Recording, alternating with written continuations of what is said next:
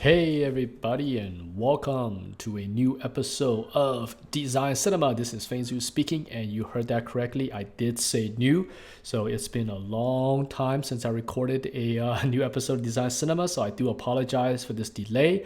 I've been quite busy running a new studio up in Asia, so that's eating up a lot of my time. But now I've got producers up there, designers, and so forth. So hopefully that frees me up now to get back into making new content for you guys. I love Design Cinema. I love making new episodes, and I especially love sharing this kind of information for those who are learning from home or cannot go to a design school, and you want to try your best to get into this business. And that's what today's episode is all about, which is you can see here it's called Just Draw. Okay, and the reason why I chose this episode, which episode are we at? 89. Okay, the reason why I chose it has to do with the types of portfolio I've been seeing in the last 9 years since we started the school, as well as Design Cinema. Because at the school, we do require an entrance portfolio to be submitted when they are filling an application form. So I do take a look at every single one of them. And I noticed a gradual change in the type of content that's being submitted. About 9 years ago, I'm seeing about 60 to 70% of applicants who looked like they enjoy drawing. And we could tell by looking at their sketches, okay? Because a sketch is very hard to fake a sketch. A sketch consists of everything that's very raw, okay? So by looking at a sketch, we could generally tell how by your line weight, the way your lines flow, your line weight itself, the fluid of across the page. There's a lot of little factors that a professional or art directors could tell when you draw or you like to draw. Okay, so we saw a lot of young student types who just enjoy drawing.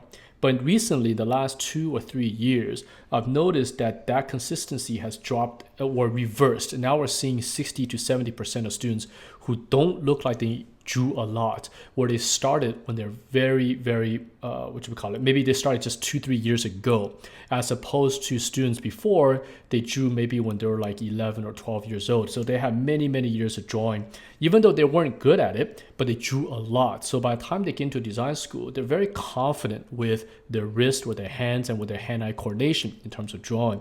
So what I want to do is let's take a step way back and just focus on the very basics of drawing.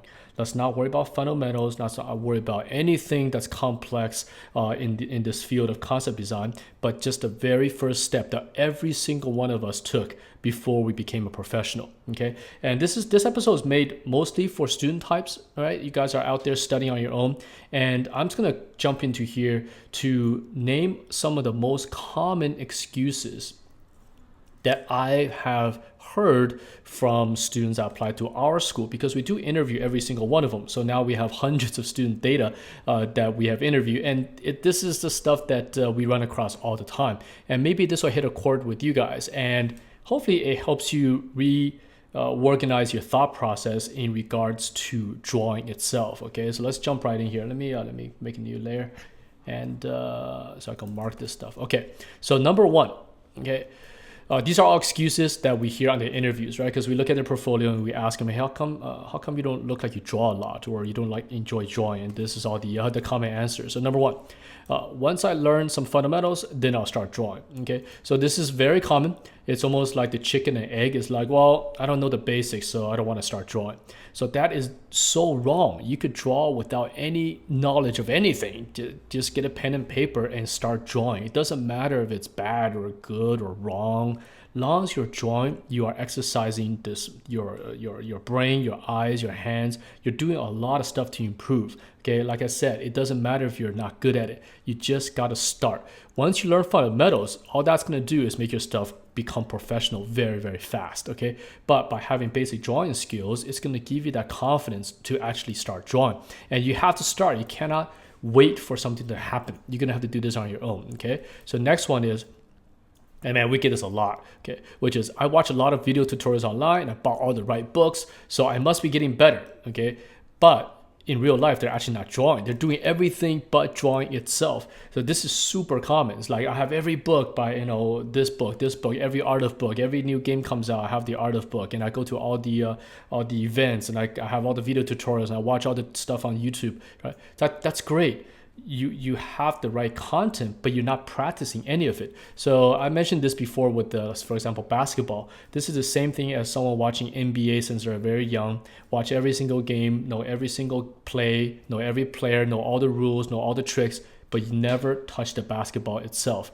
That doesn't make you a good basketball player at all. In fact, you're probably horrible at it because you never even dribbled. And this is something we're seeing lately, in which they know everything that's out there. These applicants, they're aware of who's what and who does what and what studio's doing what kind of design, but yet they don't draw themselves. So don't use this as excuse. You are not getting better. You might be feeding your brain with some information, but you're not getting better yourself. You're just watching someone else do what they usually do, but it's not helping you at all unless you put down the pen to paper. Okay, next one.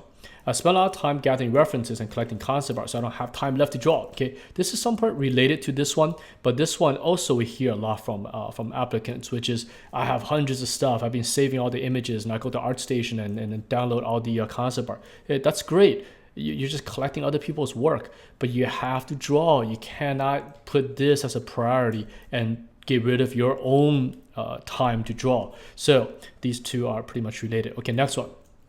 Oh man, and we get this a lot too, and we see their portfolios. I want to get better at digital painting first.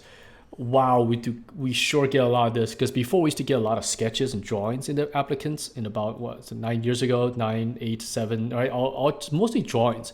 Recently, it's almost everything is some kind of digital painting, but really badly done. I think this has to do with maybe the internet, and you guys are seeing a lot of pros do cool digital paintings, and you think, okay, that's what concept artists do all the time. But you forget that a digital painting consists of many skills wrapped into one. And almost all these designers out there that are doing these digital paintings can all draw extremely well. Look at their sketches. They're just as good with their drawings as they are with their paintings, right? You look at even the classics, for example, Frank Frazetta, Sid Mead, right? Look at their work. They could draw extremely well and they could paint extremely well. Their two are generally combined. So if you can't draw well and you want to jump in painting, it's like, look, just step back. You could do that later. Get your foundation drawing skills down first. Draw for a few years. You could always pick up painting. And trust me on this, if you could draw well, you could pick up painting really fast. It takes maybe half a year to a year to pick it up. And we've seen this again in the data of our students, because most of the stuff we teach here are drawing skills, right? A lot of line drawing. And we do see these students graduate, and in about a year, some of these guys are painting like super pros, even though they didn't do that much in school. It's because their foundation is so strong in terms of their proportions, shape recognition, perspective, anatomy, and so forth, that they're able to adopt all that into a painting very fast. But if you cannot draw well, painting is not going to help you, especially with design type of painting, right? If you want to do maybe a landscape painting or something very organic, maybe you could kind of get good at that without knowing some fundamentals. But imagine now you got to do an office design where you have to do like a car interior. That's really hard to do without having some basic skills in drawing. Okay, so next one. I'm not sure what to draw. Okay, so this comes up a lot. This is just a pure excuse. It's like, look, there's unlimited amount of stuff in on this plan to draw, and today I'll give you guys a guideline of where to start. Okay, let's jump to the next one.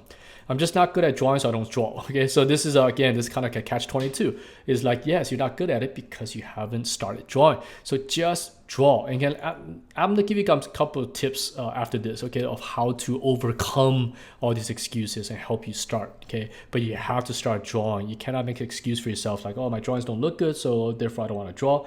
I'll wait until I get to a school that teach me how to draw, then I'll draw. It's like, no, just draw. Don't make excuses. Okay, next one. I don't have time to draw. Okay, so this is a pretty funny one we hear sometimes, because the students are like, well, I just don't have time.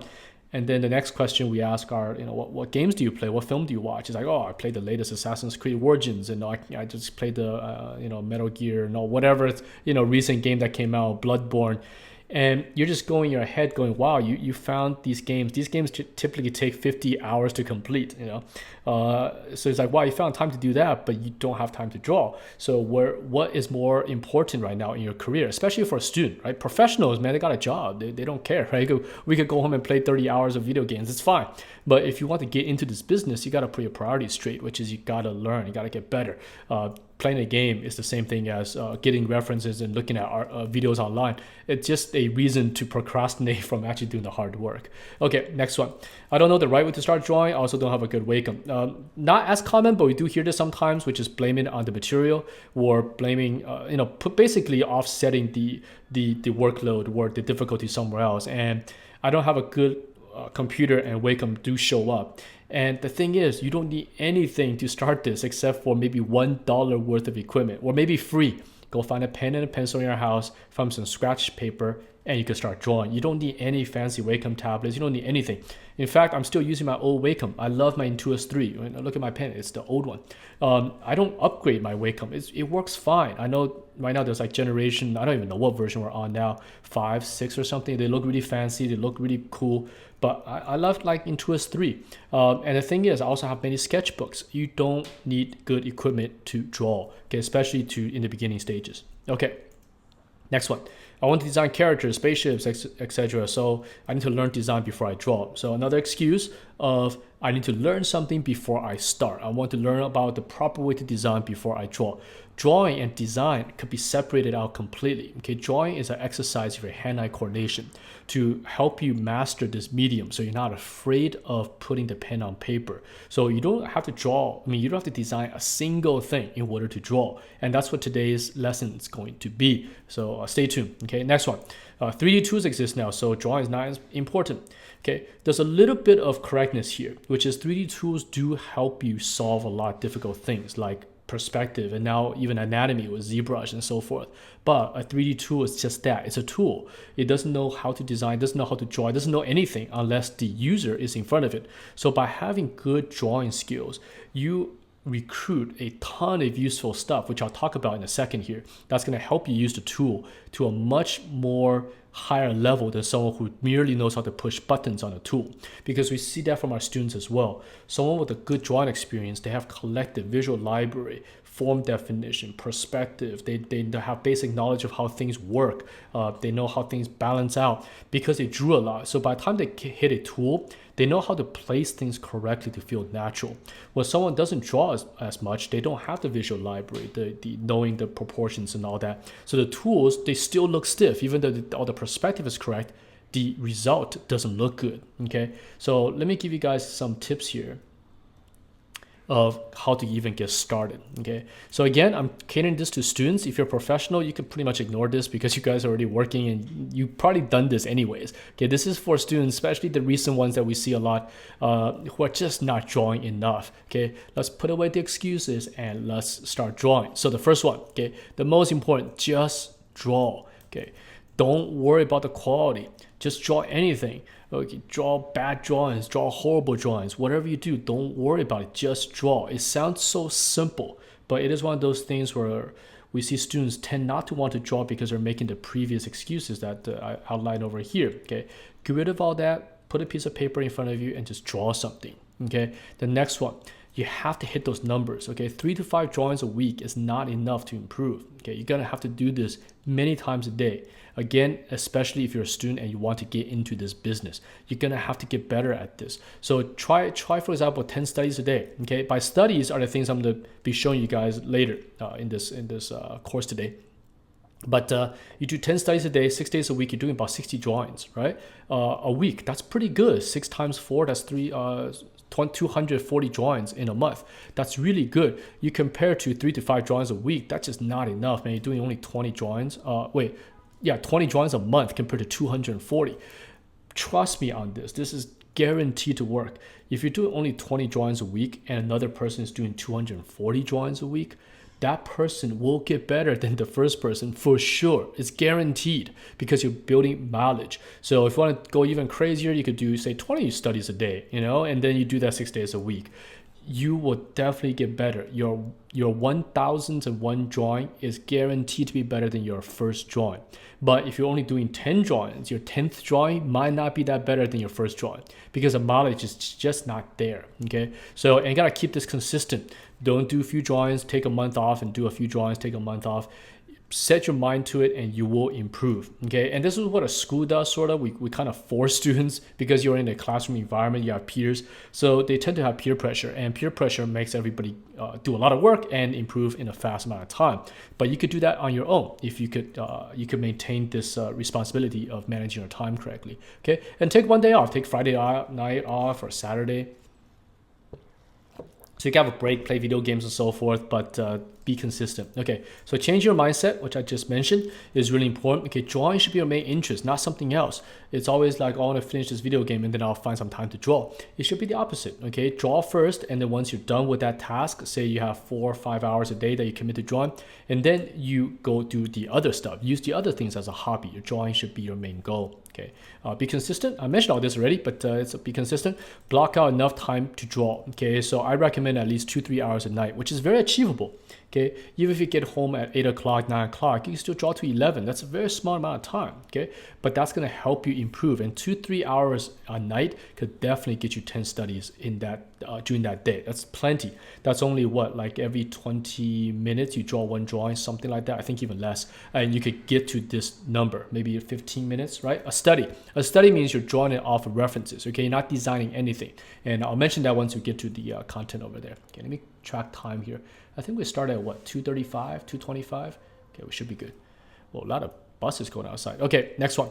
Use scratch paper, not expensive sketchbooks. Okay, another big important one. Don't buy a bunch of moleskins and let it sit on the shelf. I know too many students who have these expensive sketchbook and never use them because they're too expensive. So instead, just use scratch paper. Get it out of a copy machine. You know, they're worth nothing. Or go to the paper shop if you have one. For example, like an Office Depot, just go buy a stack of copy paper. I think they cost like $3 or maybe sometimes $1. You buy like 100 pages. Super cheap. Pretty much free at that level. Then get some whatever pen you want to use and just start drawing. Okay, the more you have expensive sketchbooks, the less you're going to draw in them. So just draw on scratch paper. Okay, next, take away outside pressure. Do this for yourself, okay, not for social media. So important, because I do get these PMs in my Facebook and so forth, and I could tell by the message that they're so worried about making their sketch good so they can show their friends or put on to Facebook or Twitter. It's like they're having this outside pressure that's not needed when you're practicing. Okay, just do this for yourself. You don't have to put any of this stuff online.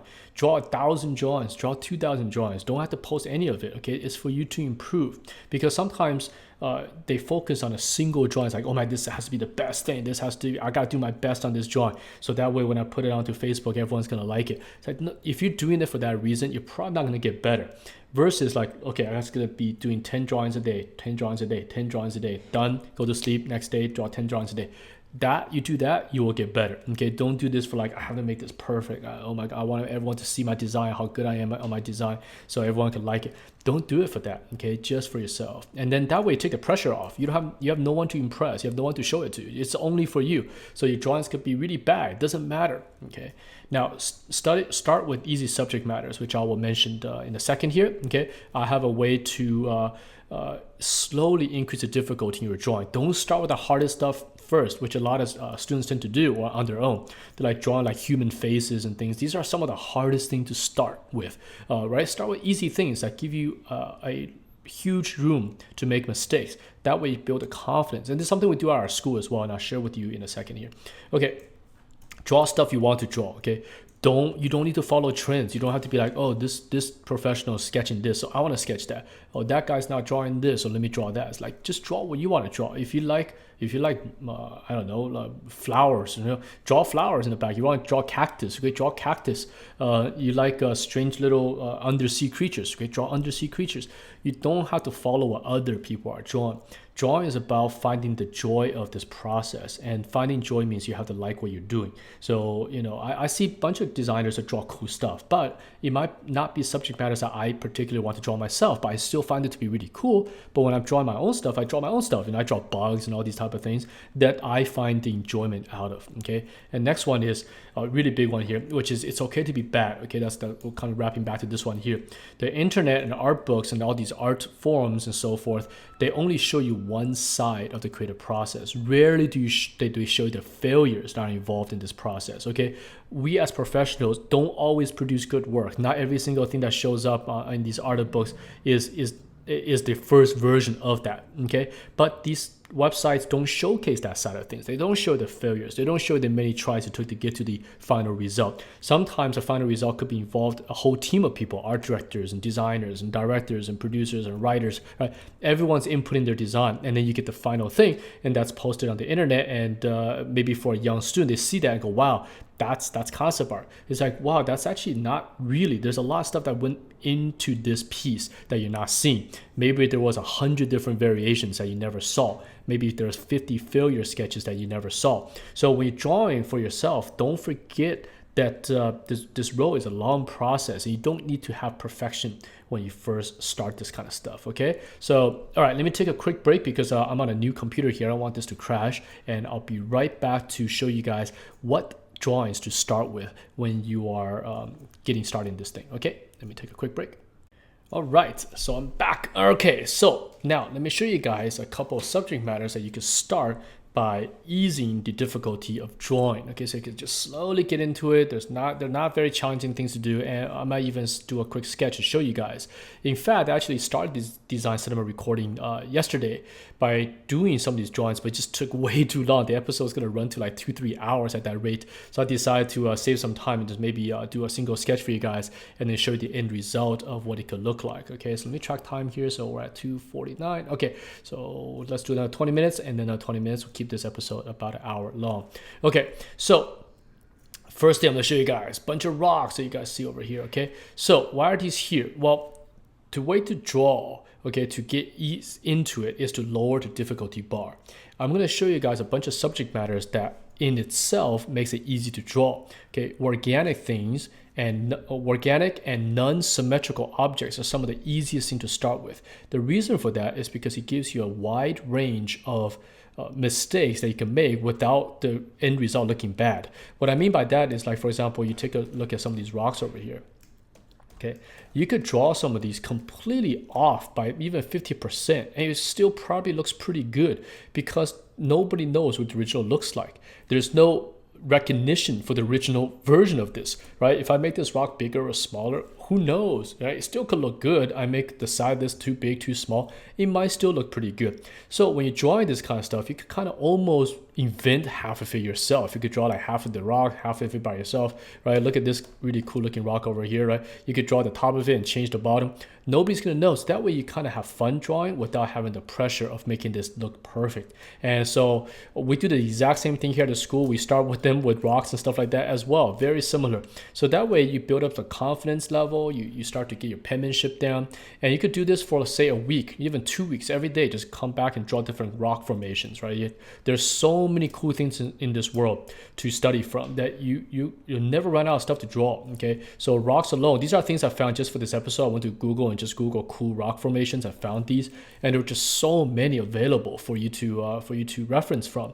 So these are all studies. I like to call these study drawings, which are, you take a look at these and try to draw at the same time you're building up quite a bit of visual library. It's all stored into your head. These forms, these shapes, the proportions. The more you do this, you're going to naturally start storing all this into your brain.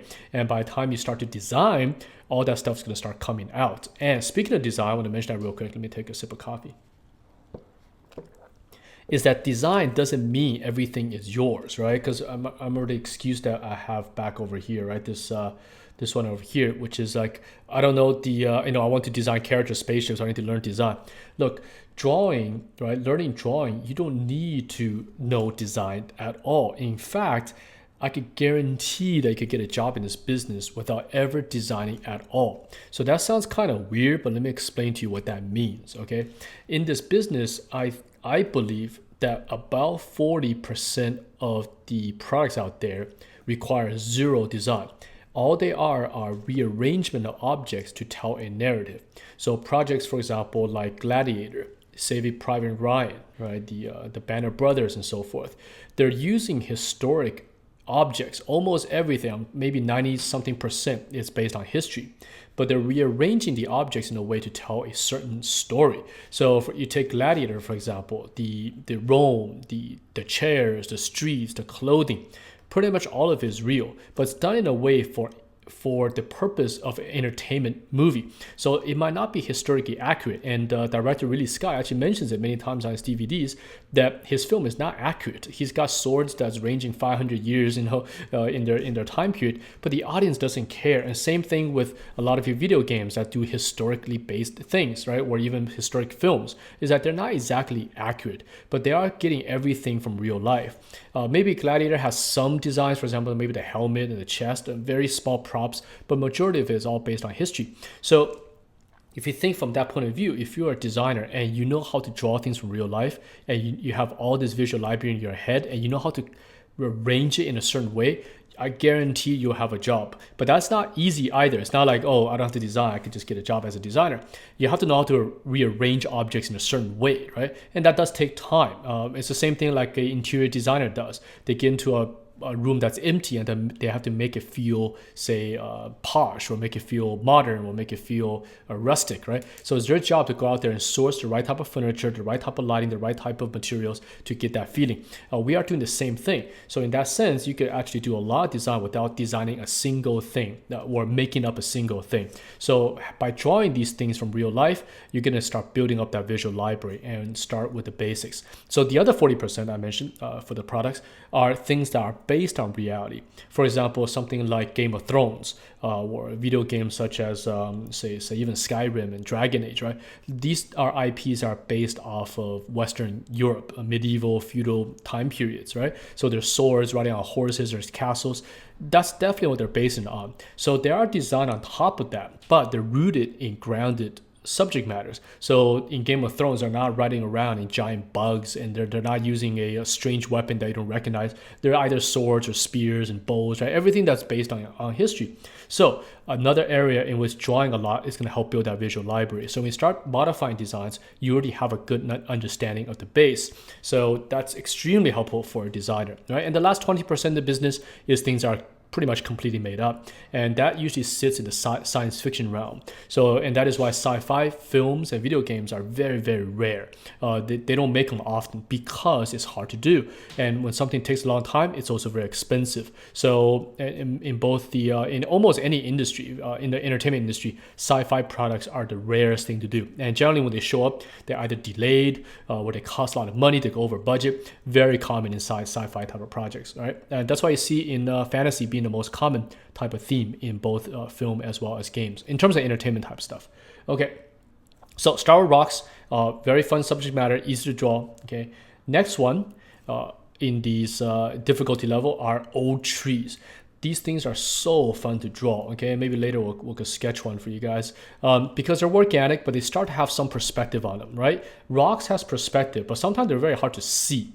Like things like this, there's perspective on it for sure, but you could eyeball this pretty okay, and it'll look pretty alright, right? This guy obviously has perspective, but you eyeball this without any knowledge of fundamentals, it'll probably still look okay, and it's a fun shape.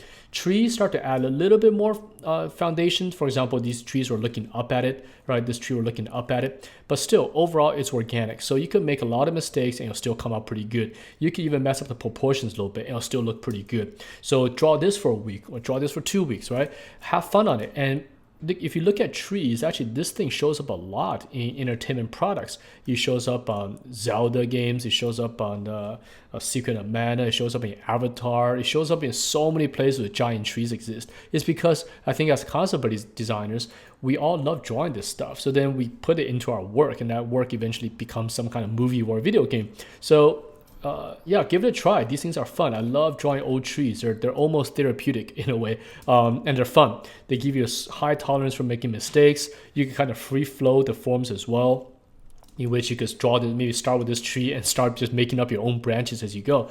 And the way the lines flow is going to really help you develop your penmanship and your line weight, because the flow is going to naturally train your hands. I don't know if you can see this on camera, but it's going to train your hand to start making these gestures that are fluid. Okay, so if you start with hard surface or something that's very, very driven by precise detail, you're not going to get this flow going. Okay, so these old branches, they naturally come with that flow. So like you look over here, it's beautiful line flows, right? Like kind of like a river. So that's going to start developing your penmanship. Okay, so draw this for a few weeks. Next one I have recommended are animal bones and skulls. Okay, so again, these are things we draw here at the school, and this is all for the last 9 years of just seeing what works, what doesn't work, and these are things that our students tend to do quite well on. Okay, so animal bones, now the difficulty goes up a little bit because you have symmetry. Okay, the previous two subject matters that things are not symmetrical, so you can make mistakes. You don't have to worry about perspective that much. It's all fine. But when you get to an animal bone, perspective comes into play. So you're gonna have to be a little bit more careful. Even if you don't know how perspective works, you have to be a little bit more careful with your hand-eye coordination. But that's exactly what we want, right? You started with something simple, now we ramp the difficulty. But drawing animal bones is still easier than drawing, for example, a real animal. For example, here, this is probably a leopard, maybe a jaguar or something.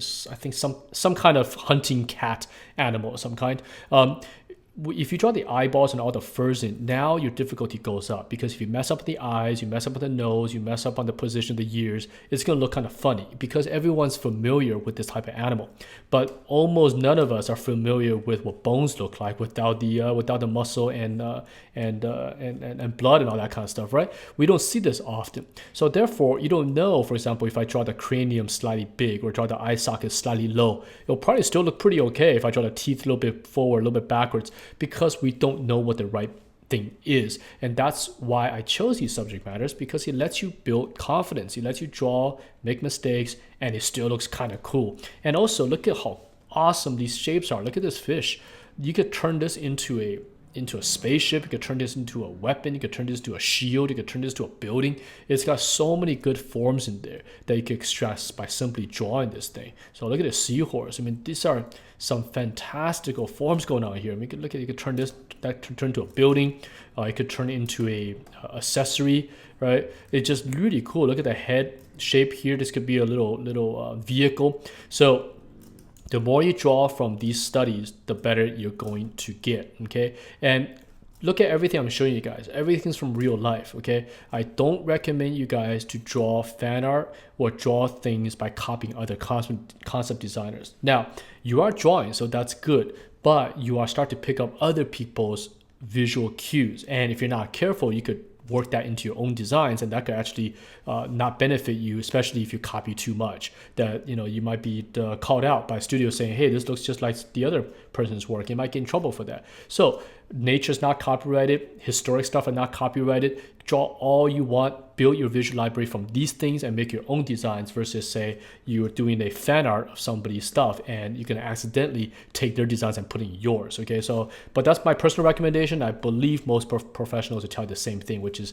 try to avoid drawing fan art. Draw that if you want to draw it, it's fine, but just in your sketchbooks and stuff, practice from the real world. Okay, so I'm a fan of, as long as you're drawing, you're fine, but try to maintain a consistent theme of real world things. Okay, so after you practice skulls for a while, my favorite subject matter are bugs. So I recommend these for our students is because they look like little robots. You're starting to get a lot more precise perspective on these things because they're very symmetrical. They're built by joints, so you can calculate them quite easily once you know some perspective rules, right? All these beetles, they're just pretty much little robots, very easy to calculate. So and they're organic, and you also see bugs show up a lot in entertainment. You see them as enemies a lot in video games, right? You see them in films like Men in Black because they're so cool looking. They have good little parts on them. They have very good balance. So again, the more you draw this kind of stuff, your visual library is going to start skyrocketing. Okay, all right.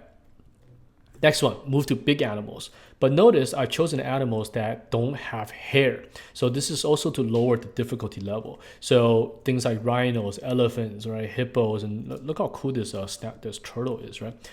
Without fur, you're just getting the natural form without any fur to kind of hide the muscles and hide the joints and so forth. So you're getting a very raw version of these animals. And so therefore, you can calculate the perspective and calculate all the forms without not seeing it, right? Look how cool these hippos are. So this is something we draw generally about like week 6, week 7 in our school. Okay, so by the time they build up some confidence, they start to get some difficult big mammals or reptiles in their portfolios. So you could do the same. So these are, again, my recommendations. There's a ton of stuff you could do out there, but try to build up a difficulty ramp. Don't start with really hard stuff like drawing a Russian princess from like the 1800s, right? That's super difficult, very difficult to draw human beings, difficult to draw the clothing at that time period. Everything is just hard. And if you draw it, it doesn't look good, you might lose a lot of confidence. But if you start with a rock, okay, like this, okay, even if you mess up, it's fine. It probably looks good, you know. So slowly build up that confidence level. Don't give you guys don't give yourself that crazy pressure. Okay, where I'm at. Okay, big mammals. And then from there, you can also move to some hard surface. But notice I also chose hard surface that are a little bit more organic and not as precise. So old historic building, especially something that's really very old, like hand built, okay, before a lot of tools were available. So these are generally just a saw and a couple of very basic tools. They're building these Viking homes, the early Japanese huts, right? You get that in Africa as well. So look at these cool buildings from Iran, I believe. These things are straight up Star Wars right here, right? So look how cool they look. You pick this up, you know the proportion to this, you could almost use this exactly in an entertainment product and it's totally fine. And you're not infringing on copyright, you're not copying nobody, you're getting this from history. Okay, so that's why like Vikings gets used all the time in video games, right? Skyrim for one of them, they're very Nordic based buildings, right? So the way the fur, the tools and stuff, all that is from history. So when you draw from real life subject matters, you'll gain so much knowledge than say drawing something that somebody else made up, because then you're just kind of sifting their knowledge versus you gain the knowledge yourself. This drawing, for example, this Viking mock-up here, right, this little reconstruction, will gain you so much more experience than you drawing, say, a sci-fi spaceship that you're copying from another designer. You're not going to gain that much from doing that. So again, that's my recommendation, and I do see this stuff work for at least for our students over here at the school, right? We make them draw this for almost 3 to 4 months straight. They produce somewhere between 3 to 5 pages a week. Each page has, I think, at least 10 drawings. They're looking at 50, 60 drawings a week. So in a month, they produce hundreds of these things, okay? So, and that's how they improve. It's by just going through the numbers, and everything they draw is based on reality. So just like the things I'm showing you here. Okay, so these are things, again, let's review really quickly. Start with simple things, organic, non-symmetrical objects. Okay, next one, still organic, but now more free-flowing lines. Okay, so trees are good for this, leaves are really good for this kind of stuff. Things are decaying slightly, it's good for this, like for example a plant that's kind of dying, or like a mushroom, because if you're drawing a real plant, for example like a flower, actually that's pretty hard because flowers are very, very symmetrical. But if it's like a vine that's kind of wrapping itself around a tree, that's pretty good because it's not symmetrical. Okay, then move on to things like skulls, really good exercise. You can even move on to the entire skeletal system, which can help you as well. Okay, then for example bugs, big mammals, and finally hard surface, but hard surface that are still a little bit more organic, again to give you that level of error that you can make, right? Don't draw like a perfect building like the Australian, what's that, the Opera House in Sydney. Okay, that's a really hard drawing, really difficult building to draw by hand. Okay, something like that I don't even want to attempt. Nobody would, just go straight to 3D. But things like these Viking huts and stuff are really fun to draw. They're kind of difficult in terms of perspective, but at the same time they give you a lot of tolerance. Okay, so let me take another break over here. So I'm talking 100 miles an hour because again, super busy. So let me take a quick pause to make sure we save this, and then I'll come back and do a really quick sketch for you guys and show you guys how to present this for yourself to build up a library of sketches. Okay. All right, so let me do a quick demo for you guys of how to get started with sketching. So first thing to do, let's all relax, okay? So what you want to do is put yourself in a super chilled mode, put yourself in a good environment, maybe put on some music, take a deep breath. Okay, we gotta do it together, like, okay, it really helps. You gotta calm yourself down when doing this kind of stuff. Don't give yourself pressure. Let's just chill and enjoy this process. Make drawing a fun thing versus a stressful thing, okay? So we're all chilled. I'm gonna talk maybe a little bit slower here. And let's start with a new canvas. I'm gonna use A3 international paper. A3 works quite well for me because the resolution of this paper works well for the brush that I have. And I'll talk a little bit about the brush I use as well, so you don't have to worry about like, okay, what brush do you use and so forth. Now, drawing on this white piece of paper is pretty intimidating because it's so bright, it hurts the eyes. So what I like to do is I have a canvas on paper that I pre-made here. Put it in here, okay. So this gives me just some value and some tooth on this canvas, so it doesn't feel so slippery. Okay, I also in real life I like to draw on canvas on paper. I don't like to draw on this pure white paper. It's too bright, hurts the eyes. So and canvas has advantage in which you can add highlights back into the drawing once you're done, because this is actually a gray value. Right? If I make it black and white, you can see this gray is about a 25 to 30% gray. So you have a 20 to 0 value here that you could use to add highlights. So that's the benefit of using Canson. Okay, so I'll keep it in this warm tone. Now let me go through my brush real quick. You could pretty much use a lot of different brushes to draw. You don't need a perfect brush. You don't have to go download 500 brushes and try every single one of them. In fact, I'll give you a very easy one to make yourself. Super easy. Take the default airbrush. Okay. Let me make it dark value here. Let me make a layer here. Okay, this is default airbrush, okay, without changing any settings whatsoever. But I'm gonna make it really tiny, like so. Let me zoom in here to like 60. Okay, it's pretty good. Let me make it even smaller than that. There we go. Okay, this is the airbrush shrunken down to, let's save this and see how big this is. 8 pixels, right? See, I've already one here, tested it earlier. Okay, I have a 9, I have an 8. Okay, this works perfectly fine for sketching because the airbrush has a nice flow to it. It has, if I press really light, it doesn't even show up, as you can see. If I press heavy, it shows up thicker here. So it's a very nice brush to draw with. Now I do have drawing brushes I use regularly. For example, this is a calligraphy brush that I downloaded, I don't know how many years ago, 12 years ago. And I have this pencil brush that I have also downloaded from the internet many years ago. But I don't use this often, but it does look pretty good. It really looks like a pencil if you zoom in here. Okay, so that's all I use for sketching. So, but now for today, let's just use the airbrush that we just made. So that way you guys don't have to ask, what brush are you using? Do I need a special brush to draw? No, you don't have to have anything. Just use default stuff. Okay, now let's get started. Let's draw something in a medium difficulty, like a skull. Okay, so let me see. I have about 5-10 minutes to draw one of these guys, so let's try to find something that's not super difficult. And also when you're drawing this kind of stuff, lower the difficulty, lower the bar. Okay, perspective is hard. Okay, draw something side view. Side views is easy. Just go straight for line weight practice and line flow. So if you look at, for example, this hippo skull here, side view, it's pretty awesome.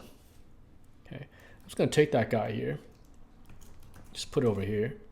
Okay, I like to face left, more comfortable for me to draw with. Okay, let's start a new layer, and I'm just gonna study this guy. I'm just gonna draw. Okay, remember, this is for yourself to just practice. Okay, let me make it full screen.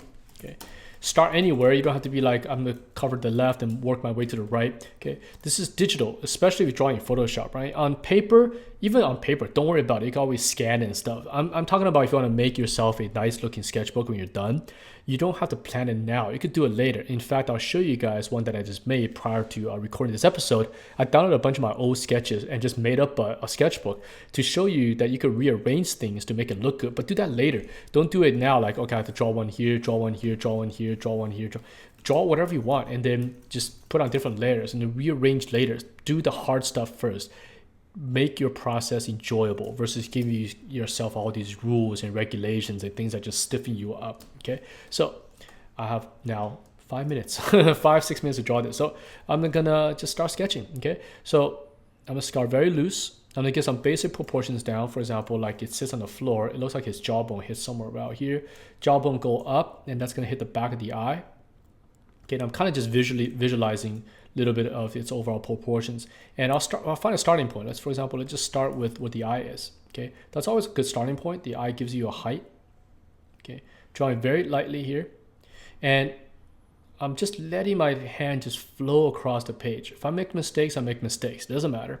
Okay, it's Photoshop anyways. I can erase stuff. Okay, this drawing is a little big. Let's shrink it down a bit. Hey, whoops! I'm drawing the same layer as the photo. Let me copy the photo off. Okay, let's put on a new one. Back to my. Okay, that's good. Okay, let me shrink this down a bit. not so big, right? You don't need a big drawing. You can always increase the size. And that's why I like sketching Photoshop these days, because you could kind of mess with the scale as you draw. So, but again, if you want to draw on paper, that's totally fine. Okay, but just follow along, just draw, okay? Take all the pressure off, and don't tell yourself that this drawing has to be good. Who cares? If it comes out sucky, then it comes out bad. It doesn't matter, okay? But the key here is to draw. Okay, so this guy, his what do you call this part? Super long nose, I guess, is pretty straight here. That's gonna go into his upper part of his jaw. He's got a big teeth coming out. It's got a huge teeth here. That comes out from the side here. It's got this little hole right about here. And that's gonna go in and make this ledge. Okay. That's gonna create this huge teeth that's right about here. This creates another teeth here. So on purpose, you chose a side view drawing. Side view drawing has no perspective. It has nothing. It's just a fun drawing exercise. But you'll still learn a lot about proportions and design through this drawing. Okay. About here, this hole here. That's going to create the upper jawline, which runs to where the eye socket ends. So this is all his teeth in this area here, right? I'm not even worried if this thing looks exactly the same. I'm just getting rid of all the pressure on myself. I just want to enjoy this process, right? So yes, it might not be exactly the same. Who cares? I'm going to get it maybe 60, 70% close. I'm still going to learn a lot. I'm still going to be drawing. And that's the key here. You don't need every drawing to be perfect. You don't need every drawing to be precise. But I want to be able to I want to make sure I spend time on it and enjoy the process of drawing. Okay. Like when I was younger, I drew stuff directly. Like I didn't even draw on a table. I draw on my bed because it's more comfortable, right? Just to create that nice relaxed environment. So I draw on photocopy paper. My parents used to bring back from their jobs. So because they worked in a hospital, so they bring back a lot of paperwork and documents and so forth. And tons of free paper, essentially. I never had to pay for paper or ask them to buy me paper. And then just staple would clip a giant bunch of them together, maybe like 100 of them together, and use that as my sketchbook. Okay, and then lay in bed and found a pen around the house. I didn't have, especially back in the days, there was no like high-tech C and anything like that. It's just whatever pen was laying around the house, I drew with that, or pencil, anything I could find. All right, so let's draw that. So now my new floor is somewhere around here. Okay, so far doing okay on time. Okay, now I'm gonna start doing some line weight on this guy. So drawing a sketch or giving a line weight, all these little things that you see, for example, professionals are really good at that kind of stuff. It just feels so nice, like the lines. That kind of stuff comes with time. Okay, when you're drawing on your own, don't worry about right or wrong. Just draw, because pros, for example, you look at someone like Frank Frazetta or someone, that's really, really, really professional. I don't think they started by saying, hey, I want to become just like that person, so I'm going to copy his drawing style. No, they got their style just by drawing, just by doing their own thing, and the style naturally developed over time. Frank Frazetta's work from his early days to what he did, towards his later in life looks very different because his style changed with maturity. So things like line weight, how you flow a certain shape when you're sketching, how you do cross hatching, those are all very personal things that just develop for yourself. Because if you're gonna try to I'm gonna try to emulate this designer, I'm gonna emulate his drawing style or this illustrator's drawing style, in fact, you're just adding more pressure to yourself. You just draw, okay? You'll naturally find that on your own.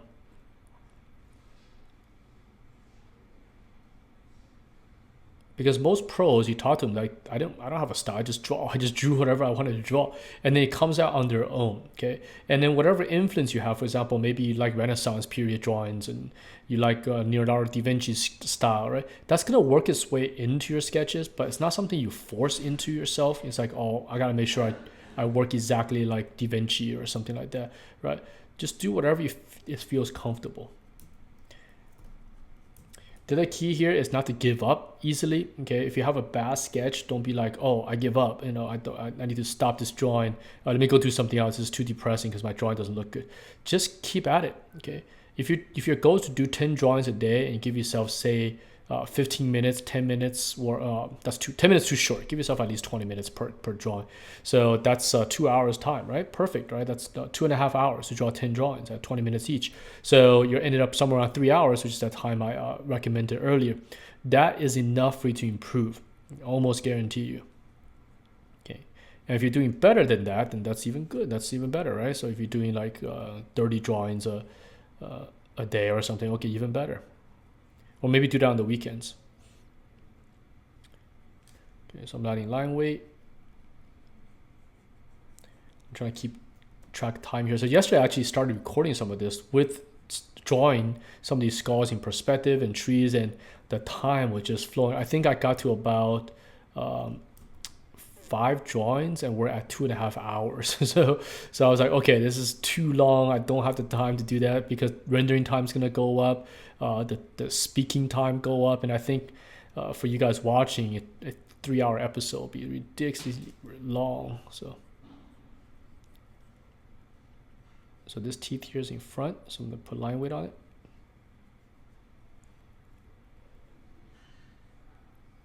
Teeth in the back there. So it's pretty fun. It's to get back to Design Cinema and to be recording again. It's been a long time, so hopefully you guys enjoy these. And I'll be doing a few of these episodes. This is a planned episode in which we start with drawing, and I'll show you guys just by drawing things from the real world. We can actually do the combination design that I mentioned earlier, in which we don't design a single thing, but simply combine existing things together to make new designs. Okay, and we'll do that with maybe some of the sketches I'll be showing you in a second here. Because what I did is I took some of my old sketches that I have from before, as well as the ones I did yesterday, because I did about 5 drawings yesterday. I actually drew some rocks and stuff, so I'll put those on a page, and then the following episode will take those and literally bash those drawings together with other designs, and we can make new designs. So it's really fun. Okay, it's not even bash, it's kind of like take a village, a Viking village, and put it under a giant tree. So boom, it's pretty cool. Okay, and we'll do that, like those Iranian cave drawing buildings. Those are really fun looking locations. You take that, you put on the base of an old tree, you're done. Okay, you already have the design. So all right, let me track time here. So these things, look at, even for me, these things take a while to do. I've been doing this for about 6 minutes now, and we're not even close to getting it done yet. So you're gonna need at least 20 to 30 minutes per sketch, okay? That is the minimum time that you need to do a nice drawing. Don't rush this stuff. If it takes you 4 or 5 hours to do it, it takes you 4 or 5 hours to do it. Let me flip my canvas around. So this guy's got some texture. I'm gonna do a little bit of contour line. I'll switch to a thinner pen here, do some contouring.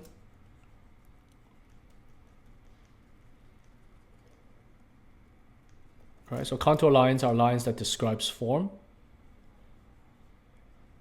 It could also benefit me as a crosshatch.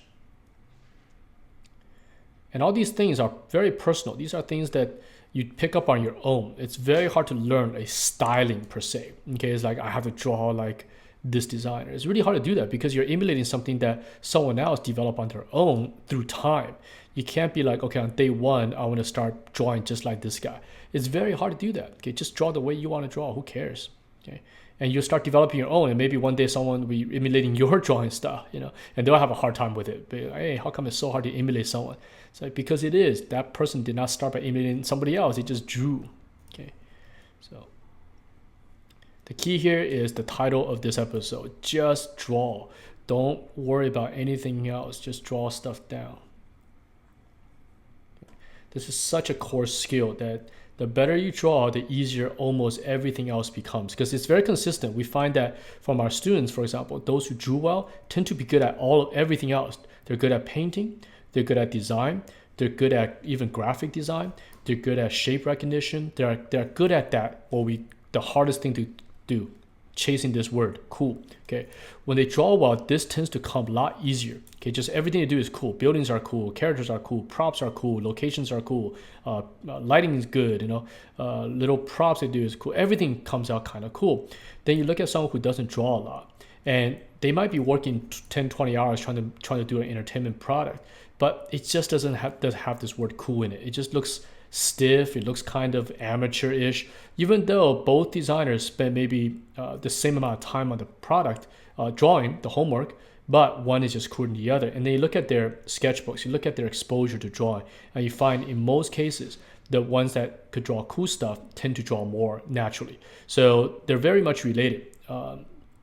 Very hard to see students who just doesn't draw well develop very good skills all in the other areas. But it's always the other way around. If they draw well, they tend to be good all around. So that shows you how powerful this skill is.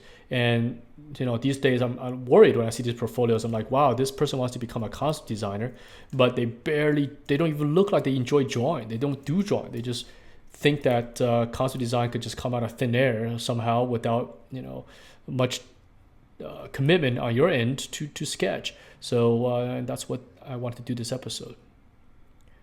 Okay, so I think I'm coming on my time here. So what I want to do is I'll show you guys a page that I laid out together using some of my old drawings. Okay, I might even throw this one in there, right? So there it is. That's a sketch that took 10, 20 minutes to do. Then when you're done, put it to the side, start another one, fill it in, start another one, fill it in, start another one, and fill it in. So yeah, we assign this to our students here at the school. So again, they do about, I think, 5 pages with about 10 to 15, I believe, drawings per page. You can see that actually on our website, just filled with drawings, and the subject matter change every single week. So let me open up a sketchbook example that I did here. I think it's this one here. Yep. Okay. So I downloaded like this fake sketchbook background, yeah, so it looks kind of like a sketchbook, but you could place the objects on here on your own afterwards, right? So here's a sketchbook. So here's the rocks I drew yesterday. So I just kind of overlaid those rocks onto the sketchbook. So it looks like a sketchbook. And again, you could do this afterwards. You don't have to lay the page out when you first start. Just do it afterwards. And you can make it big, make it small, so the page looks kind of good. Add some words in there. And notice I added some highlights. I'm not sure this will show up on YouTube, but I'm actually adding highlights in here to differentiate that from the canvas on paper material. Right. So this is the rocks I drew yesterday. Here's some bones, right? So just I drew the hippo yesterday. I drew this bird. So actually these 3 drawings, this jaguar thing, this bird, and this hippo from yesterday, but it just took way too long because each one took about 20 minutes. So these 3 sketches by themselves took 1 hour. So I was like, okay, this episode cannot be 4 hours long, man. It's way too long. So anyways, so relaid it out. Some of these skulls are from my previous demos I've done in the schools. I just arranged it so it looks nice on the page. Okay. Next is the bugs, which I love doing. So these are all older drawings that I laid out here. So lay it out so it looks like a cool sketchbook. And these are things, like I mentioned earlier, are very deceiving sometimes when you see on the internet, because you have no idea what that person did to create this page. You don't know they drew it beforehand, or they did a very thin pencil overlay to plan everything. Then they made it darker, what they did in Photoshop and composited. You have no idea. So don't follow or don't get too depressed when you see really well put together sketchbooks. Just start sketching, even if it's bad. Okay, you can always do this later. You can come back in years later and do this, okay, with your sketches. So the key here is just draw. Okay, I'm showing this for a reason, showing that if you just draw individual pages like what I did earlier here, okay, you could put pages like this together very easily. So let me see here, like big mammal, right? For example, my little hippo thing, I'll show you here. I could put it here. I have a little space right about here, so I'll be like, okay, cool. Let's drop in our little hippo bone right about here. Okay, so you drop this in. I'm gonna put out multiply. Okay, so I'm gonna move those little words around because this is getting in my way. So I'm gonna put this like Galapagos turtle that I just put up here. Right, that's fine. So my hippo is right here. Okay, so notice it looks kind of light. So let me flip it. Maybe this way will be a little bit better. Looks pretty good here, right? So I just copy and paste onto itself. It's dark already, copy and paste on itself again. Now it's at the same consistency level as these guys, right? Put it right about here. Let me delete that. Okay, fits right there quite nicely. Actually, let me see which way it fits better. I think this way is a little bit better. Okay, now let's do a gray wash on top. I think I have this. Which one's my gray wash? This one's my gray wash. Okay, let's pick a light gray, and it's gonna go and just wash a little bit. So this is what I mean by collecting your designs later. So maybe this is a reward you do at the end of the month, right? Every day you draw 5 drawings, and at the end of the month you create these little pages based on your drawings. And this is for yourself, or if if you think it looks kind of good, you want to show it to your friends or your peers. Okay, you can post these little things up, so that way build a little bit of confidence from maybe your friends going, hey, that's good, you're improving, right? But do this at the end. Your goal shouldn't be this page. Your goal should be just to draw. Okay. Once you have enough stuff, then you can make these pages like this. I could grab some highlight. I believe one of these is my highlights. Maybe this one's screen. Okay. Turn this into a hot value. And I can actually make it read on top of this drawing here. So I'm not sure YouTube, the compression is you're gonna see this or not, but I'll post these later onto my blog or Facebook or something, so you guys can download this. And you should be able to see it in the JPEGs, which I'm adding this white highlight on top of this hippo bone. Okay. So you can see how quick this process is. This is something we drew in 7-8 minutes. For you, maybe 20 minutes, you could draw one of these. And if you keep it up, you have enough sketches by the end to make these little pages. Oops, screen here. Make my brush a little smaller, right? Add some highlights on here. And I didn't even have time to make these pages nice. I just kind of threw whatever I wanted in there. So you can actually go back and really add the highlights and really paint the materials out if you want, right? And you could write some fake text in there just to make sketchbook looks good. A lot of these things like the text, nobody reads these, but it makes your page look kind of like a sketchbook if you just put some words in there, like, oops, not HIPP. All right, these are all studies, meaning that I didn't design these. These are just from reference. All right, and there you go. There's a sketch that we just did inserted into one of these pages. Okay, and make a collection of these. Right, over time, if you do one every single month, at the end of the year, you're gonna have 12. I'm sure in a month you have a lot more drawings than this page here. You might have four or five of these pages. So that way, at the end of the month, end of the year, you're gonna have like a nice little sketchbook to put together. You can even print this out, and make your own little book. So that's all the things you could do later. The first step again is just draw. Okay. So hopefully, you guys enjoyed this episode. I definitely had a lot of fun coming back and recording this for you guys. I hope to keep this up. So I hope to record another one very soon. I want to take this episode that we just done here and take these rocks, and maybe I'll draw like those Iranian buildings that we saw earlier. I'm referencing these guys here. Okay. Maybe these guys over here. These are so cool. Maybe I could combine these two in the next episode to show you what we could do with existing things and sketching and combine it to make designs that are entertaining to look at. Okay, and we'll do that in the next episode. So until then, I'm glad to be back, and I hope you guys enjoyed this, and I'll see you guys in episode 90, and let's hope this keeps going. All right guys, I'll talk to you guys soon. Bye bye.